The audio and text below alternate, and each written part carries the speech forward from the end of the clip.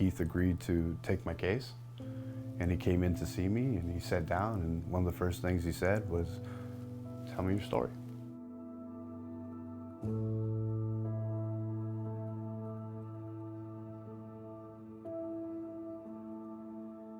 My name is James Cavett, but I affectionately go by JC. My name is Laverne Dejanay Taylor. My name is Vaughn Miles. My name is Charles Spence. I was incarcerated for 22 years. I served 26 years. 24 years. I was incarcerated at the age of 16. I spent 22 years in prison, and I am currently 39 years old.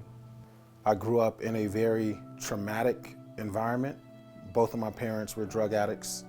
My mother's strategy was to give us away. And so she handed us over to CPS. And the day that she did that, I can remember holding on to my mother and saying, please, whatever I did, just don't give us away. Don't give us away. My stepdad came home one day, and me and my two brothers and my mom were sitting in the front room, and he told my mom in front of us, "Get your kids and get out."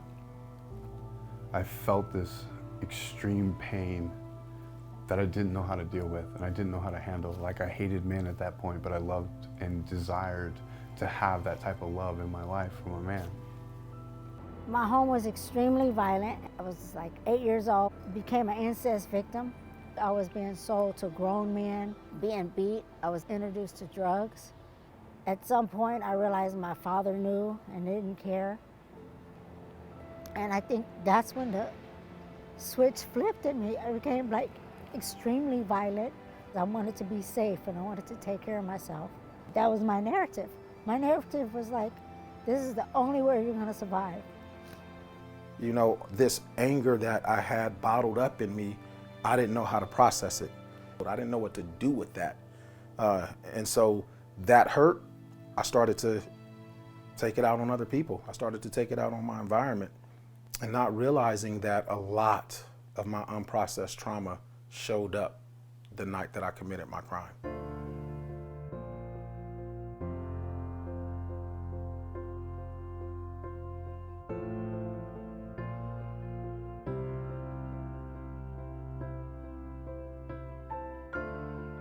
It wasn't until I was introduced to programs that were available to start learning about myself and how I got to a point in my life where I could commit such a violent crime.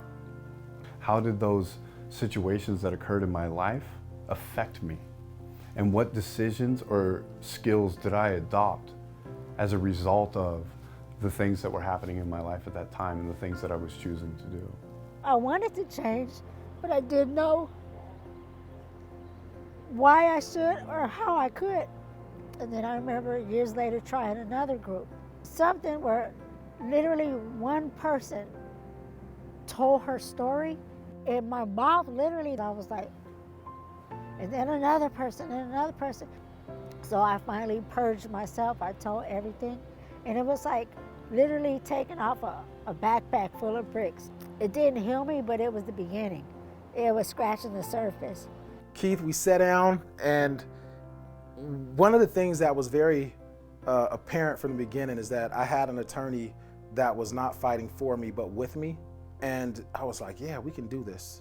His whole firm, his whole team, and how great they was, and if there was any areas that you was lacking in, that they will give you assignments and they will challenge you and things that you really need to help you see some of the spots that maybe you wouldn't see. Keith's presence with me in that boardroom allowed me to have somebody who I knew cared about me in that room with me when I felt like everybody else was against me and I was fighting for my freedom. It was amazing knowing that I went in there prepared, that I went in there with Lily by my side, knowing that if it got too rough, she would pull me out, she would rescue me. People think that, oh, people are not worthy in there. People are monsters.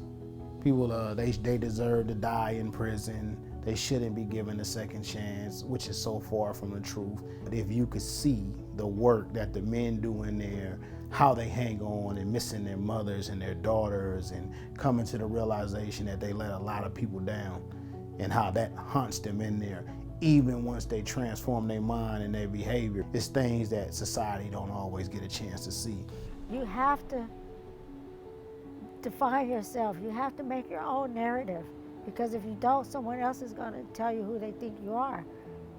And I have friends that are left behind. I miss them so much, and I do what I can, but I just tell them, like, not everything faced can be changed, but nothing's going to be changed until you face it. This type of work allows me to assign meaning to my past. I don't ever want my life to mean that at the age of 16 I made a decision that cost another person his life and that destroyed that family, that destroyed my family and my life, and nothing comes of it. That's a big part of UnCommon Law's work, and it really is about healing the harms that we have in our life. One of the things that I've learned in this journey of growth and transformation, the more you help others, the more you can hold on to your own truth.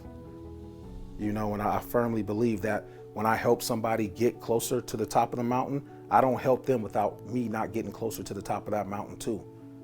And so we can do it together.